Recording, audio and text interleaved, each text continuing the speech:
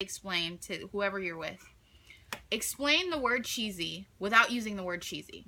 Like, Shalom, how if you say, that movie's so cheesy. I'm like what are they talking about? Is that bad? So I say, what does cheesy mean? And people would get frustrated because it's just ingrained in the culture. It's hard to explain. How do you explain it?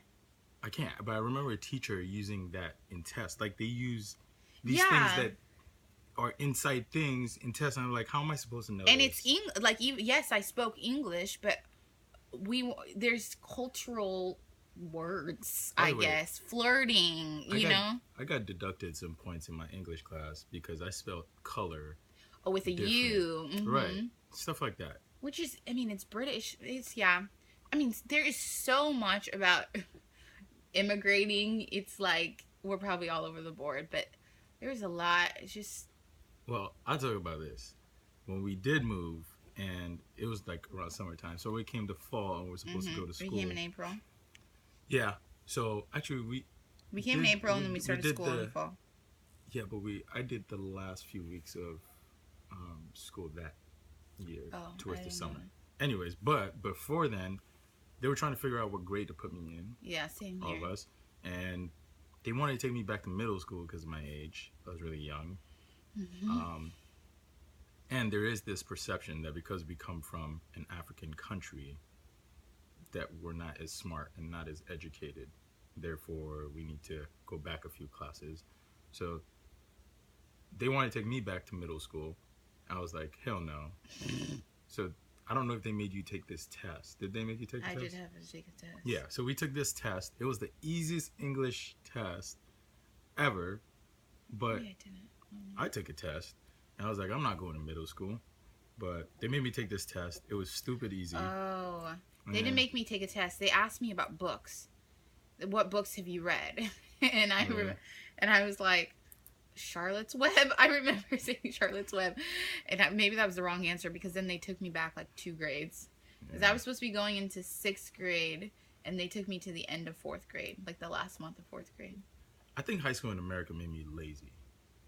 Really? Yeah, it was easy. You can blame it on the high school? No. Oh, wow. High school? Thank you. Anyways. High school challenged me. Did you take AP classes? Did you take honors classes? No, see, I didn't do all that. Cause you challenge yourself. Yeah, but it was kind of like, I went into the classes thinking, oh my God, I'm in American school. I'm going to have to step up my game. But it wasn't my point is, it just wasn't as difficult as I thought. It was actually easier. So you got all A's? No. No, that's not. It made me we had a lot of things going on, so there's a lot of factors. And that's the other dynamic. There's so much else. Right. Your home life and transitioning. Oh my God. Yeah, man, we did a lot. The fact that we can even talk about this right now is like, who would have thought? Yeah. Probably until the day I became a citizen, I still was just like, it's so unsettling. You come on vacation and you're never officially told you're living here, and we've gone through so many phases where we thought maybe we'd go back, right? Once Dad was getting better. So it's just like, you don't know. I'm like, am I here? And the day I became a citizen, I was like, which was like, I don't know, 3-4 years ago. And I think that was the first time where I was like, I'm here. Citizens in when I was a sophomore. No, when I was a sophomore in college. 2011, 2012. 2011. Oh, wow, 6 years ago. Is it 2011? No, it definitely was in 2010. Because it was 5 minutes away from USC. Anyways, we're still fresh. Needless to say, Trump can't do shit to us. We citizens! You can't do shit to us. That's a whole other topic. But, we're kind of fresh to the citizen thing.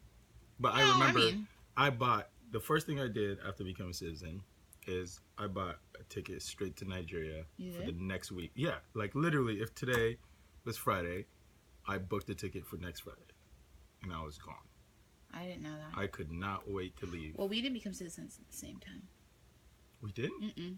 Wait, my ceremony was, My ceremony was like, I dipped out of That is right. I dipped mine out of was like school. Late 2010, around-ish or something. Yeah. And I honestly didn't even appreciate it that much. It's a lot to take in, but because my school was right next to where I became a citizen, so I ran out from school, went real fast to become a citizen, and then went back into my real life. And I just didn't appreciate it that much. But I also knew that this meant like, okay, now I'm an American. You know, I mean, obviously I'm a Nigerian, but now in hindsight and with everything that's going on, there's so much that it meant a lot. Yeah. And before that, we had green cards and we were residents. People always ask, like, what were you doing before that? Like, well, also, and you know what? Going back to that, I remember they used that as like a bargaining chip. Because, I mean, we also got to talk, like, Shalom, Nigeria is totally different from Shalom here. I was always the troublemaker. So they always used that. As soon as we moved here, they just told me. Yeah. Hold on. They just told me, like, listen, if you do anything and the cops have to show up, they're shipping you back. That's true. That was probably the most peaceful thing to know, you know, that you couldn't be deported. So the funny thing is, when I got here and went to school, I got in a fight in one of my classes. Oh, I know. But I didn't retaliate. And the only thing that was going through my mind the entire time, even before it like transpired, was like, oh my God, they're gonna deport me. Oh my gosh! This one time, this guy tried to break into our house, and I had to call 911. And I remember at the Santa Ana house, it was me and Sharon. I had no idea. And the cops came and everything. He said it's a long story, but all that to say is when the cops got there, I kept crying and I kept thinking that I was gonna get sent back or in trouble. Well, I thought I was gonna get in trouble with my dad, and then I thought I was gonna get sent back. And I remember the cops being so confused why like a 12-year-old was so worried about being like sent back. Like everything was like, you mess up, you get deported. Right. So maybe that was the real piece about becoming citizens. We can't get deported. Can we? No. Yeah. Okay, good. Unless you give up your citizenship. Why would I give it? No. Well, anyways. Well, that was fun. But, yeah. Well, good first episode. Next time we can talk about more. Did we even cover half of what we you talked about your transition. I did. Really we didn't talk about yours. Yeah.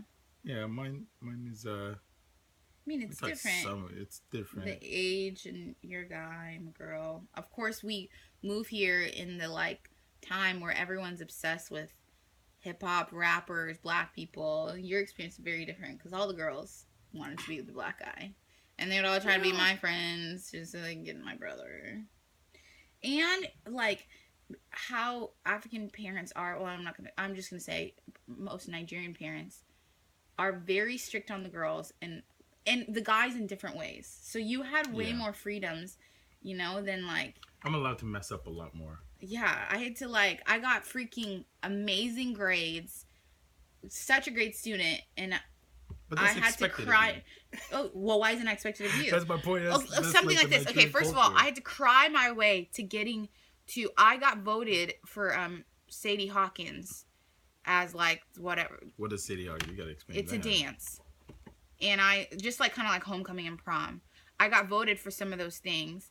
Go home. My parents don't appreciate that, and they're not even gonna let me go to the dance. Which a couple years before, they let my brother. He wasn't voted for nothing. But he's a guy, so they let him do that stuff. And for me, literally, I showed up to my prom with puffy red eyes because my dad didn't say yes for me to go till an hour before. And I had to cry my way to it. You don't have to do anything like that. And that's because I'm a girl and it's more protective. Sports. The way that I did cross country and track my junior and senior year, and it's because I had to, I had to sneak around at first. I would tell my parents I was staying later at school to study just so I could do sports. Shalom had no problem with that. He could do soccer, you know, but I was like supposed to stay at home and learn how to be a woman and cook. The it was good for me. Like, it kept me out of trouble. No, but I'm just saying also my transition in that way was very different because in sports is such a big thing. That's when you can build community and it's good for your mind. I would just go home and eat and like get fat and then do my homework, and it was just not good. And then being in the middle as the girl, I dealt with all that transition. So then when my sister came around, it was already dealt with. Yeah. So then it was like that open door. So it was hard being a middle child. I'm not mad anymore. I was so mad back then though. Shalom could do whatever he wanted. Ugh. Still can. But So can I now? Because I'm an independent woman. Right, independent woman. Yeah, right. I need a job. Well. Being an artist also doesn't help. Everyone's like, what are you doing with your life?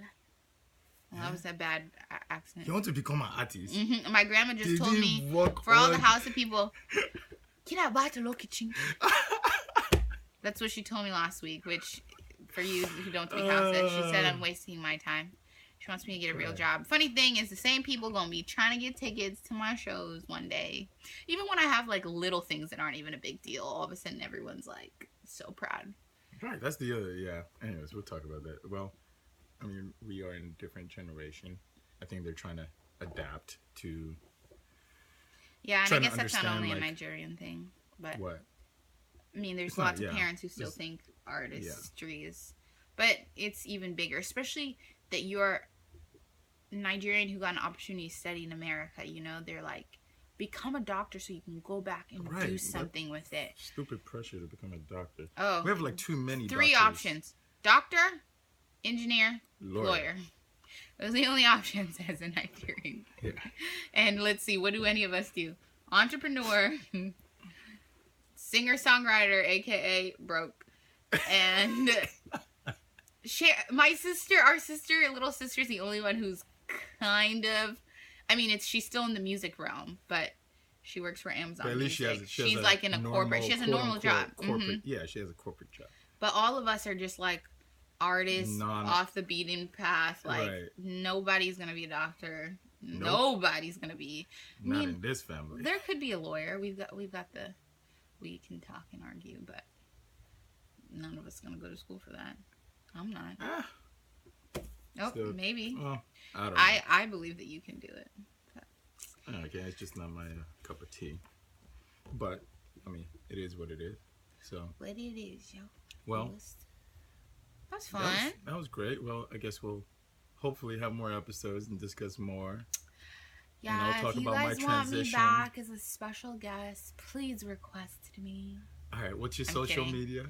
I don't know. Don't follow. I'm in a weird... I have a love-hate relationship with social media right now. At Sherryl Bako, SHERRYLBAKO. That's her Instagram. I don't know your Snapchat. I don't have Snapchat. No Facebook. She has a Facebook fan page. Follow her music.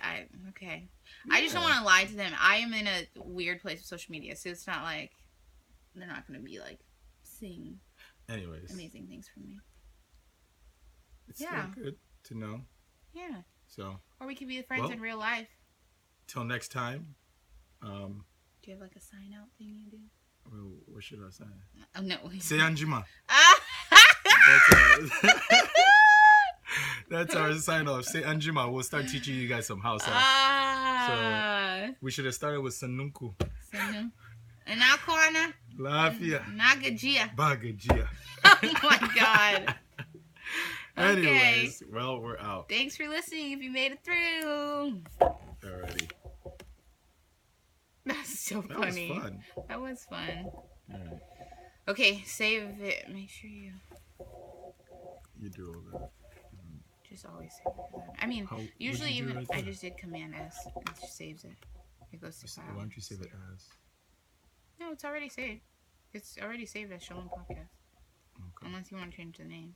No. That's fine. Maybe like featuring Cheryl. The video's still going. Oh. Sorry to be that person who has sunglasses on. I just didn't know we were filming. On YouTube. No, it's not, Shalom. Don't do that. It's going on YouTube. No. Hello, YouTube world. Man, look at janky background. We got hair all over the place. We got a fridge. At least we got Linda's the TV. hair and braiding. That's right. Go check it out. It's color 27 crochet twists. Make sure you mention my name so I get that. What do I get anything? Well, your code is Cheryl10. You get a 10% discount on hair. Right. Oh my God. Look at that. We already have a sponsor. Who's the sponsor? Isn't it dope? Well, you got Dreams and Vision. You got Linda's hair. I don't get sponsored. I paid for this. What are you talking about? You did? Are you kidding me? Well, now you have a sponsor. Okay. All right, Oh, so look how cute Sharon and I were.